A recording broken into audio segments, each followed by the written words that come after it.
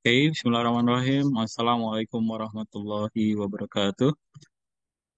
Selamat pagi, siang, petang, sore, malam, teman-teman semuanya.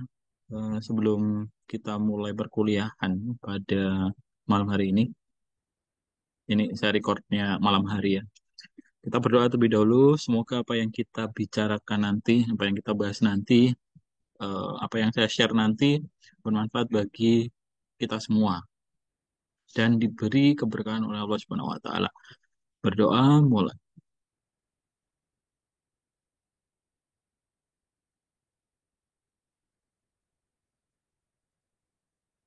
Berdoa selesai. Oke, jadi teman-teman, I'm so sorry karena beberapa minggu kemarin kita nggak sempat bertemu secara tatap muka begitu. Maka ini saya bikin konten, saya bikin video dengan harapan nanti bisa ketika nanti bahas salah satu yang akan kita bahas hari ini adalah bisnis model Canvas. Jadi ketika nanti kita bahas itu, ketika teman-teman ngisi, kalian bisa ini em, share, bisa mempelajari itu bisa dengan diulang-ulang gitu lah kira-kira ya. Nah, sebelum itu buat teman-teman yang belum punya ide usaha begitu untuk mata kuliah kewirausahaan ini, maka wajib hukumnya untuk nonton video ini dari awal sampai akhir. Tapi yang sudah punya ide usaha atau yang sudah mengikuti pertemuan yang minggu ke-5 itu teman-teman bisa skip aja langsung ke pengisian BMC-nya gitu ya. Oke, saya mulai. Jadi langsung saja kalau teman-teman punya ide usaha atau punya gambaran pengen banget pengen usaha begitu, maka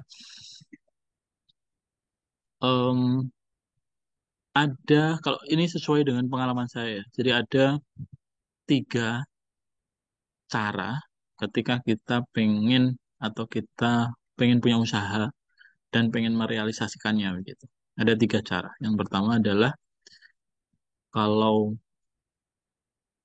teman-teman cek di sekitar kita itu ada sebuah perusahaan namanya Gojek dan Gojek, kemudian Grab, kemudian Maxim dan seterusnya begitu ya. Nah,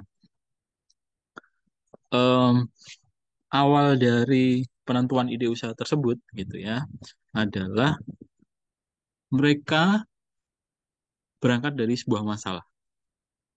Kalau teman-teman cek search di Google begitu, latar belakang Pak Nadiem Makarim, Menteri Pendidikan kita ketika mendirikan Gojek, perusahaan Gojeknya itu, maka berawal dari masalah. Ketika beliau pulang ke Indonesia, yang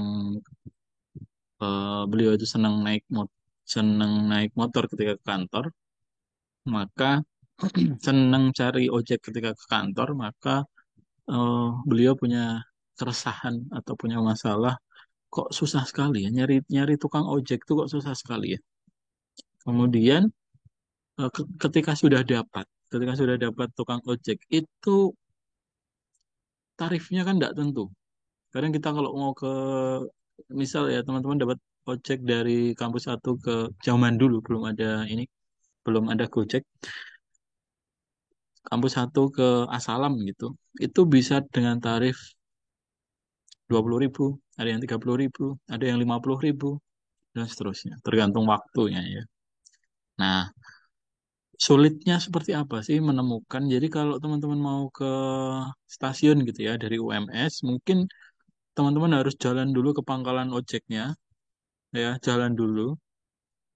Berarti mau ke Jogja, mau ketemu sama ayangnya begitu, terus Gus Dandan, Ayu gitu. Ketika mau pesan ojek, dadak melaku dari kos ke depan kampus gitu. Which is itu sangat misal kosnya yang nganti meco gitu. Jadi tekan ngarep kampus, tekan pangkalan ojek wis luntur semua. Make upnya, kemudian habis itu naik ojek ke Purwosari, kemudian baru ketemu ke Jogja, nanti Pangling. Nah, yang ini Pangling. Loh, ini sopo iki? Itu gambaran saking sulitnya zaman dulu ketika mencari ojek ya.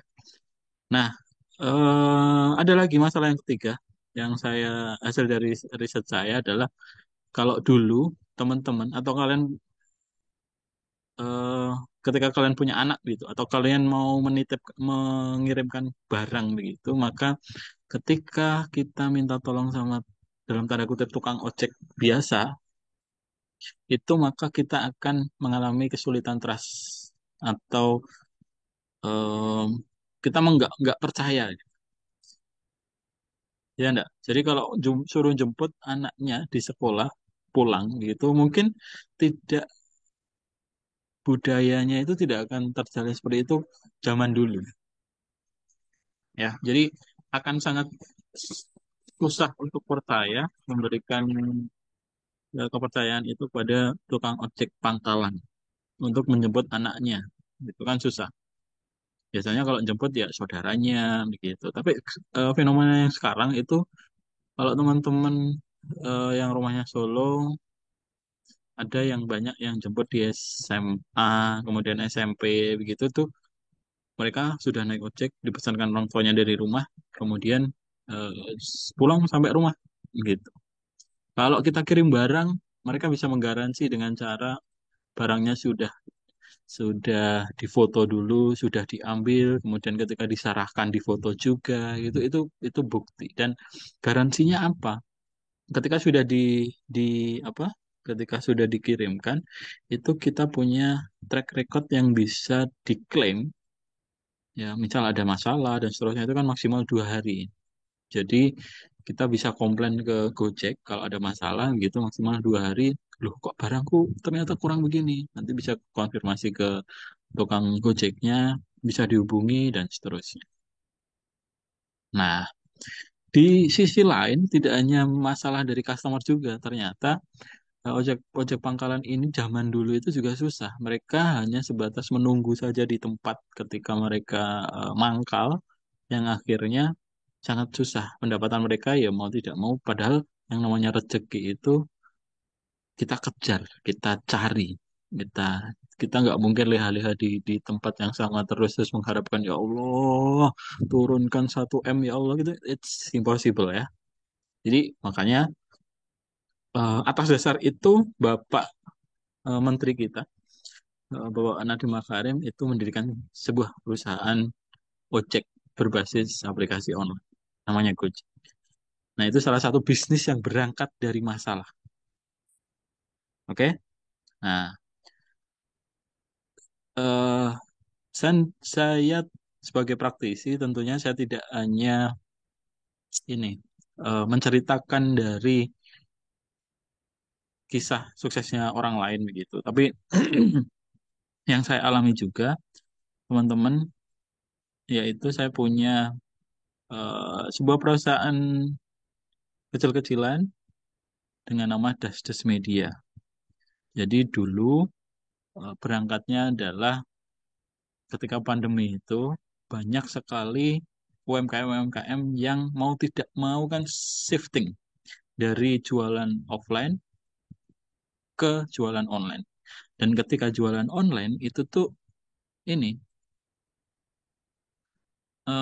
ketika jualan online tuh tidak semua UMKM bisa bikin konten, tidak semua UMKM bikin video promosi, tidak semua UMKM paham tentang Instagram Ads, TikTok Ads zaman dulu, keranjang kuning dan seterusnya itu tidak banyak. Makanya saya pribadi begitu punya, karena saya juga punya UMKM juga, makanya saya tergerak kemudian bikin tim, coba kita memfasilitasi mereka dengan harga yang affordable, maka kita bikin jasa. Gimana nanti kalau kita bikinkan kontennya, jadi teman-teman UMKM tinggal fokus jualan aja, kami yang bikin kontennya.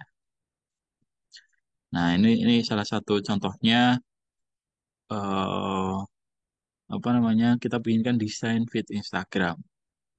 Itu berangkat dari masalah. Nah, jauh sebelum itu ya, jauh sebelum itu Jadi saya itu pertama memang mungkin passion ya. Jadi semangat saya tuh kalau buat teman-teman yang belum punya passionnya, silahkan yang harus dilakukan pertama adalah silahkan cari passion kalian terlebih dahulu. Carinya bagaimana, Pak? Carinya yang paling mudah ini ya. Kalian boleh cari di internet bagaimana caranya dan sebagainya. Tapi kalau kalau saya pribadi yang paling mudah adalah coba lakukan segala sesuatu hal yang baru gitu.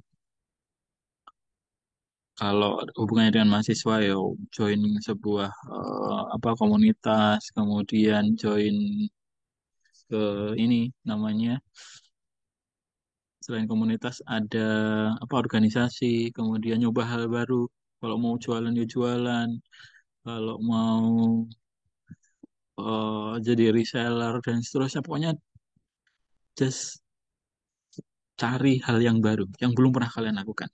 Sampai ya, sampai ingat-ingat ketika mau ketemu passionnya sampai ketemu sesuatu hal yang ketika kamu lakukan itu kamu lupa segalanya gitu. Kalau mau menemukan passionnya seperti itu. Nah, yang terjadi adalah zaman waktu kalau nggak salah waktu saya ikut HMP, himpunan mahasiswa, kemudian semester 3 ada lomba futsal antar kelas. Zaman dulu ada. Namanya saya lupa ya. Aksioma lah nggak salah. Jadi tapi ada futsalnya terlebih dahulu. Nah, eh karena saya bidang 3, saya diminta untuk bikin flyer karena yang lain tidak bisa begitu. Nggak bisa. Dan mungkin saya punya bakat seni juga. Nah, dari situ saya bikin flyer lah. Cari di internet, kemudian caranya bagaimana yang paling mudah yang bisa dicetak bagaimana dan seterusnya ketemu dengan software namanya Corel Draw. Zaman dulu Corel Draw X7 kalau nggak salah ya. Itu kemudian namanya orang pertama ya. Jadi sing desainnya jelek menurutku zaman dulu itu jelek, maka zaman dulu itu sudah sebuah desain yang sangat membanggakan dari saya begitu. Wah, itu apa? Tapi ketika kan itu pernah saya upload di Facebook tuh. Ketika akhir-akhir ini saya buka lagi uploadan saya di Facebook itu, wah, akun desain kok desain kok elek jangan gini. Ya Allah, ya Tuhan. Sampai seperti itu ya.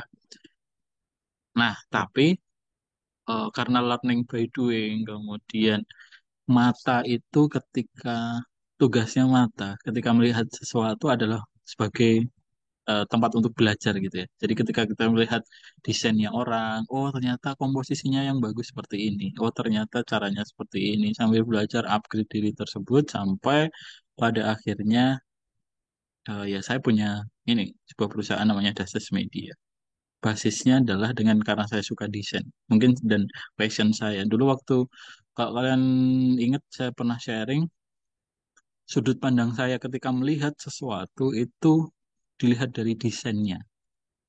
Rumah ditonton dari desainnya bagus atau tidak. Kalau masuk ke sebuah ini, ketika kemarin kita di kelas itu dilihat desainnya si ini visi misi itu proporsional atau tidak, enak dipandang atau tidak dan seterusnya. Itu sudut pandang dari seorang desainer. Mungkin teman-teman punya sudut pandang yang lain gitu.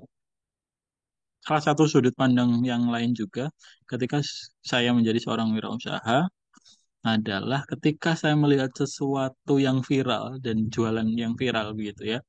Itu saya sebagai seorang pengusaha itu tidak mau hanya sebatas ini, tidak mau hanya sebatas sebagai penikmat saja.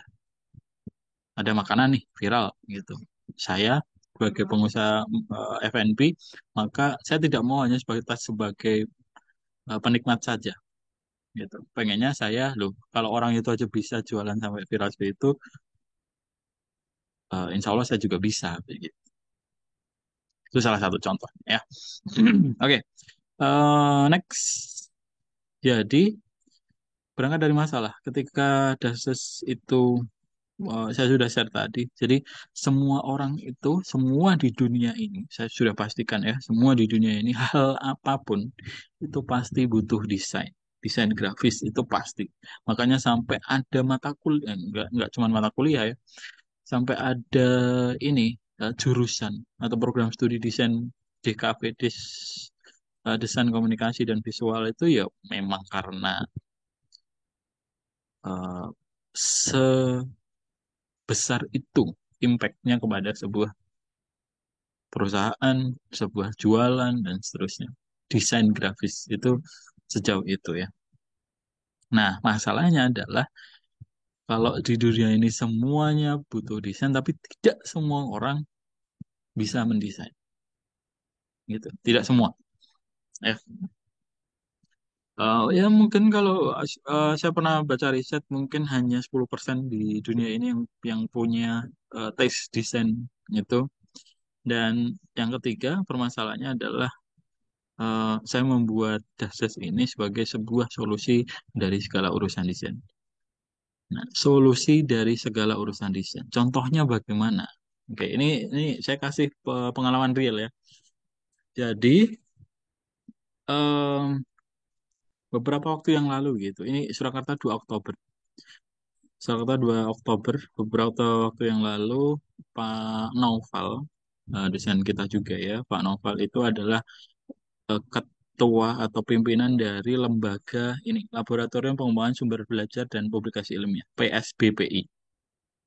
Nah, beliau pengen membuat series diskusi ilmiah seperti ini, series diskusi ilmiah. Acaranya adalah yang pertama ini dan seterusnya. WA-nya cuma sederhana, bro, karena kita kan sejawat ya, jadi bahasanya nggak Pak Pak Dimas gitu, enggak, tapi bro, tolong gawe ini flyer gue acara iki gitu, cukup sederhana, tolong gawe ke flyer gue acara iki gitu. Nah, kalau kita kembali ke masalah yang tadi, masalahnya apa, semua orang butuh desain tapi tidak semua orang tahu desain grafis, dan orang-orang yang dalam tanda kutip punya uang, orang-orang yang dalam tanda kutip punya uang itu menyederhanakan hidup mereka daripada saya mikir dan seterusnya gawe dan seterusnya pribadi, wis aku tak bayar uang, weh, selesai ya. Nah, sama. Jadi Pak Novel bikin acara ini ya udah tinggal bayar saya, cuman BA seperti itu aja, dengan tanpa brief desain ya.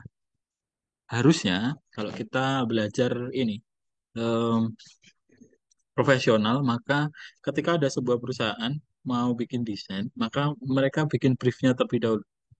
Warnanya nanti seperti apa, headline-nya seperti apa, kemudian nanti fotonya bagaimana dan sebagainya. Nah, si desainer ini tinggal create desainnya, gambarnya, dam, gitu. Oke, create desainnya. Nah, yang selanjutnya baru nanti ditanyakan terlebih dahulu revisi atau tidak dan selesai begitu. Tapi ini Pak Novel karena ya beliau sibuk, ya wis lah, pokoknya pasrah. Nah, karena tanpa ada brief design, maka eh, saya berani masang tarif yang agak mahal nih, gitu. Beda kalau briefnya sudah ada, kemudian ini kita tinggal coret-coretnya tinggal noto plek plek plek plek gitu selesai. Tapi karena Pak Noval nggak tanpa tanpa ini ya, tanpa brief, ya udah, maka akhirnya jadi seperti ini. Dari yang awalnya seperti ini ya, oke, ini ya. Pembicaranya adalah Pak Yasir, kemudian Pak Noval sendiri, Pak Khalid, kemudian Pak Lutfi dan seterusnya. Nah, sekali lagi, solutif. Solutifnya bagaimana? Solusi dari semua permasalahan desain. Waktu itu, ini real story ya. Waktu itu saya cari foto-foto bertiga ini, berempat ya. Ketemu Pak Yasir, kemudian ketemu Pak Noval, kemudian ketemu Pak Khalid, ketemu fotonya semua. Tapi ketika Pak Lutfi, ternyata ketika ada sesi foto, itu Pak Lutfi sedang di Arab Saudi, kuliah kalau nggak salah ya. Maka beliau nggak punya nih foto-foto yang seperti yang dengan jas UMS dengan ini tuh nggak punya. Maka karena solusi dari semua desain, maka mohon maaf nih ya Pak Lutfi. Jadi saya ambil kepalanya, kemudian saya taruh, kemudian di ini kalau nggak salah badannya Pak Adi atau Pak Suci gitu. Gitu. Ya, mungkin teman-teman kalau kalau nggak saya ngomong seperti ini mungkin nggak tahu ya. Tapi ya itu tadi karena solusi dari segala urusan desain maka Pak Noval sebagai klien saya, kali ini kalau profesional ya, kalau Pak Noval sebagai klien saya nggak perlu tahu bagaimana caranya dapat foto itu, kemudian pokoknya sing penting dadi mas, biasanya begitu. Nah, ketika sing penting dadi itu biasanya tarifnya bisa agak lebih mahal daripada yang mereka juga mikir. Mas nanti gambarnya seperti ini, nanti tulisannya seperti ini, kemudian nanti itu perlu mikir juga. Oke, oke ya. Jadi yang pertama adalah ketika teman-teman pengen punya usaha maka cari masalah terlebih dahulu. Kira-kira sekitar ada masalah apa sih? Ada beberapa bisnis mahasiswa yang didanai oleh Dikti, kemudian mendapatkan pendanaan oleh Dikti, Expo dan Juara itu berawal dari masalah-masalah yang ada di sekitarnya. Salah satu contohnya ya, teman-teman, kalian ini agensi branding dan digital marketing dengan nama Pandawa. Itu pendanaannya 22 juta, kemudian jadi ini ya sama, mungkin sama yang saya lakukan di Dases tadi, punya agensi branding dan digital marketing. Kemudian yang kedua ini anti GERD, kunyit gambir dan honey untuk mengobati asam lambung. Jadi mungkin dia punya GERD atau punya asam lambung begitu, maka mereka cari solusinya. Dan alhamdulillah mendapatkan pendanaan sampai 18 juta rupiah.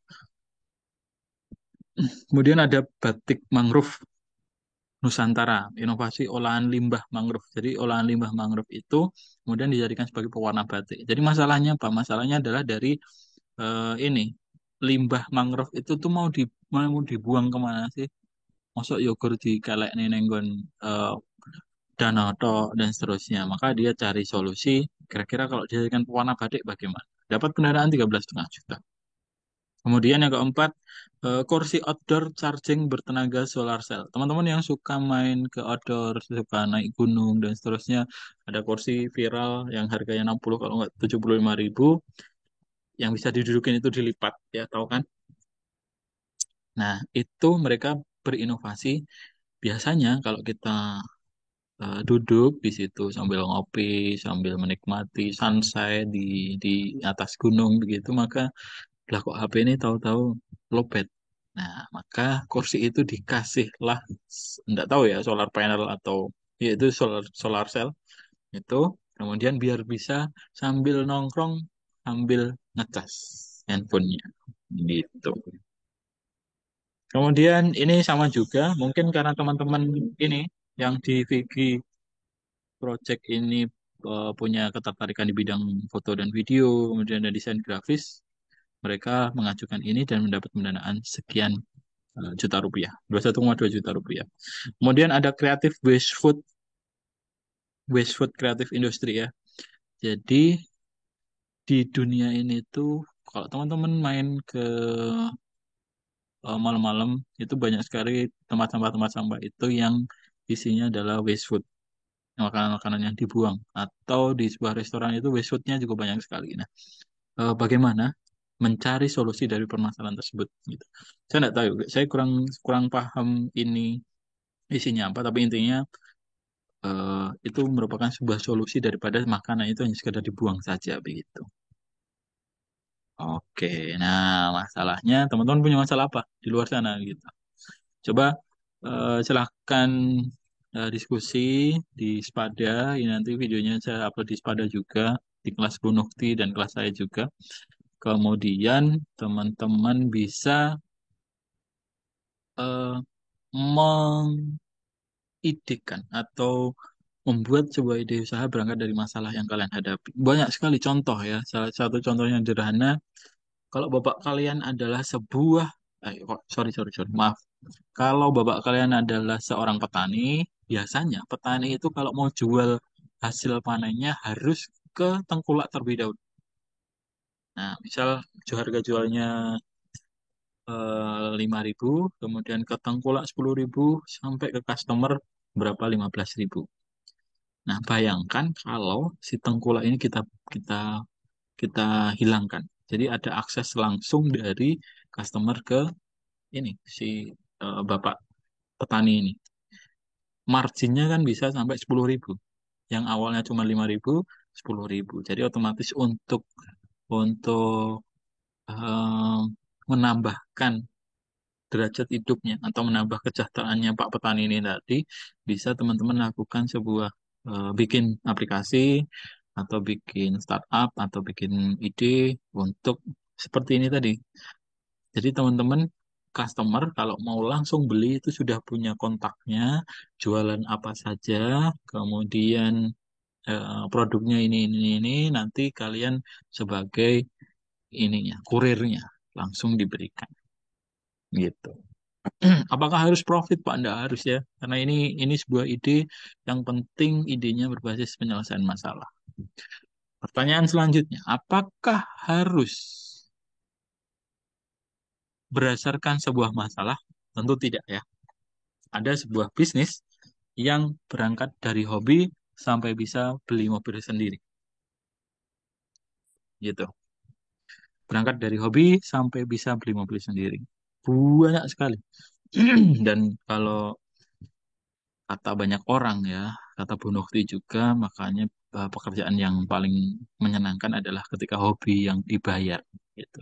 Kalau saya masukkan atau kembalikan ke yang tadi, itu pertama memang dari hobi saya untuk mendesain, kemudian saya mencoba untuk mencuankan hobi saya tadi. Gitu. Teman-teman, banyak sekali. Kalian cari di TikTok, kalian cari di Facebook, kalian cari di YouTube dan seterusnya. Banyak orang yang share dari kesehariannya sebagai orang yang menggeluti hobinya atau bermain di passionnya gitu. Dari hobi itu banyak sekali yang bisnis mahasiswa yang didanai. Ada foto indong ya, jasa foto. Ya, ini bisa wedding, bisa semuanya itu pendanaannya bisa sampai 17 juta rupiah. Kemudian ada inovasi jasa suci helm, Clean Helm Bali. Itu ternyata gitu ya, setelah saya kepo berdasarkan karena mas-masnya ini tuh beli-belinya ini tuh sangat senang dengan kebersihan. Yo, omai resik terus, motornya resik terus, termasuk helmnya resik terus. Ketika kita belajar dari sus and care-nya Dr. Tirta begitu ya, itu kan juga karena hobinya ngasih sepatu ya. Ketika pandemi, karena memang senang resi sepatu, kemudian kok pandemi, sorry, ketika mohon maaf, Merapi meletus zaman dulu. Nah, kemudian ada dekorku ya, karena memang senang dekorasi, kemudian dijual jasanya dekorasinya. Kemudian ada mentor mahasiswa Indonesia, teman-teman yang biasanya sok ditiruni tugasnya, biasanya sok dikon marai teman-temannya di ketika kalkulus, persamaan diferensial dan seterusnya. Coba berpikirnya ini adalah sebuah peluang. Kalau bisa jadi cuan, kenapa enggak gitu ya? Kowe nek gelem tak warai neng bayar aku gitu. Enggak apa-apa. Siapa tahu nanti dari mulut ke mulut, kalau kayak Chan Wongi pinter kayak. Jadi mentor mahasiswa Indonesia gitu. Kemudian yang kelima, ini desain food packaging, desain lagi ya, itu dapat pendanaan sampai 19,4 juta. Nah, hobimu apa yang bisa nambah cuan? Kira-kira apa? Ya, segera cari. Kemudian kalau bisa dicuankan, kenapa nggak foto yang orang sering main foto, silahkan foto. Yang senang bikin konten video, silahkan bikin konten video ya. Em, Monggo. Jadi apapun itu sebenarnya bisa dijadikan sebagai ladang cuan teman-teman.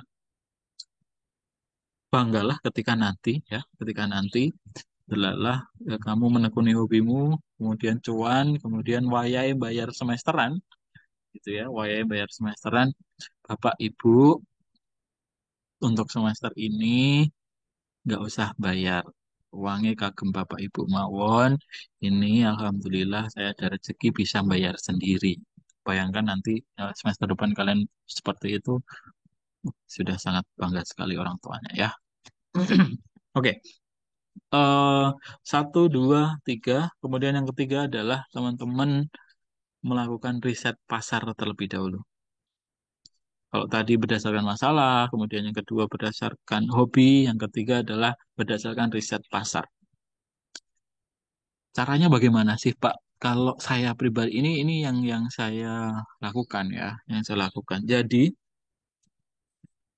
ketika saya membangun brand ini, Insomnia, yang saya lakukan adalah dengan cara riset pasar terlebih dahulu. Jadi, waktu itu di tempat saya itu di daerah Purwokerto. Jadi di tempat saya itu banyak sekali orang yang pengen makan gacoan, tapi karena jauh, ya, jauh. Purwokerto dan Bang paling dekat itu ke eh, mana? Ke Solo Baru. Itu tuh mungkin setengah jam kalau mau ke Solo Baru ya. Sangat jauh, panas dan seterusnya. Maka dan saya pun orang yang senang makan gacoan. Maka saya berpikiran bahwa saya nggak mau kalau tiap minggu ke Solo Baru hanya untuk makan gacoan. Maka daripada saya tiap minggu ke sana, saya tak buka saja. Dan ternyata memang benar. Jadi em, tidak hanya saya saja yang suka gacoan. Ternyata orang-orang di Polokarto itu juga banyak yang suka, kemudian banyak dan efeknya apa ketika saya buka eh, Insomnia ini, ya walaupun dibayang-bayangi gacoan ya, tapi ya halal-halal saja kalau menurut saya. Saya juga tidak mengklaim bahwa itu tuh pakai punyanya kacauan, kemudian saya nggak dan aneh-aneh dan seterusnya saya bikin brand sendiri itu menurut saya halal. Dan eh, di setengah tahun selanjutnya, maka saya berpikir kira-kira pasar mana lagi ya orang-orang yang pengen makan gacoan tapi kok jauh sebagai alternatif daripada makan gacoan yang jauh, maka saya buka di Karanganyar gitu. Outletnya kecil tapi omsetnya tidak sekecil outletnya gitu. Yang jelas seperti itu. Nah, eh, jadi riset pasarnya terlebih dahulu. Jadi kalau kalau contoh kalian jualan di UMS, kamu punya pasar di UMS, kamu pengen delalah, kamu ditukok ke ruko bapakmu, kemudian ini tolong dikembangin dong, gitu ya, tolong dikembangin. Maka yang kalian pikirkan pertama kali adalah karena sudah punya rukonya, maka kalian harus riset pasar terlebih dahulu. Kira-kira apa ya kalau mau jualan di UMS, nah jilbab terlalu banyak. UMS itu pilihannya terlalu banyak. Kamu harus ketika menang di pasar yang basah itu susah. Kalau saya lebih lebih lebih enak menjadi sesuatu yang berbeda daripada menjadi sama dan kita perang harga gitu. Kalau semua jualan hijab, maka endingnya marketnya ini sebenarnya materi ketika setelah UTS ya, bahas masalah branding, marketing dan seterusnya. Itu tuh yang kuat ya yang harganya paling murah, yang punya HPP produksi paling tinggi, yang basisnya adalah pabrik, maka HPP-nya bisa ditekan dan seterusnya. Kalau kalian hanya reseller, mati semuanya. Itu kalau jualan jilbab. Kalau burjo, nah kalau misal ya punya ruko kemudian pengen bikin burjo, nah burjo yang seperti apa kira-kira? Yo hanya sebatas burjo aja, Pak. Nah, kalau menurut saya, kalau kalian orang introvert kemudian buka burjo di UMS, kalian nggak bisa mendatangkan orang dan burjo kalian just sekedar burjo biasa begitu, maka eh, kita nggak tahu yang namanya rezeki, tapi dan kita nggak boleh sombong dengan segala prepare yang kita kerjakan, terus kita bisa ngeklaim bahwa nanti bakalan sukses gitu, kue kue kue untuk mahasiswaku gitu ya. Jangan sampai berpikir seperti itu. Jadi apapun yang kita lakukan itu adalah hanya sebatas ikhtiar dok. Kita nggak bisa ngeklaim bahwa nanti bakalan laku dan seterusnya, impossible men. Ya, Tetap yang menentukan laku enggaknya bisnis itu ada kok yang jualan biasa aja tapi lakunya bukan main ada. Yang namanya rezeki sudah ditakar itu ya memang dari Allah Subhanahu wa taala. Jadi kalau kalian merasa bahwa kuliah ini adalah untuk menyiapkan nanti ketika bisa jualan menjadi sukses, itu salah ya, itu salah. Tapi kita belajar meminimalisir ya, meminimalisir biar nanti oh yang disiapkan tuh ini loh, oh nanti yang disiapkan tuh ini, oh nanti yang disiapkan tuh ini, untuk bisa dalam tanda kutip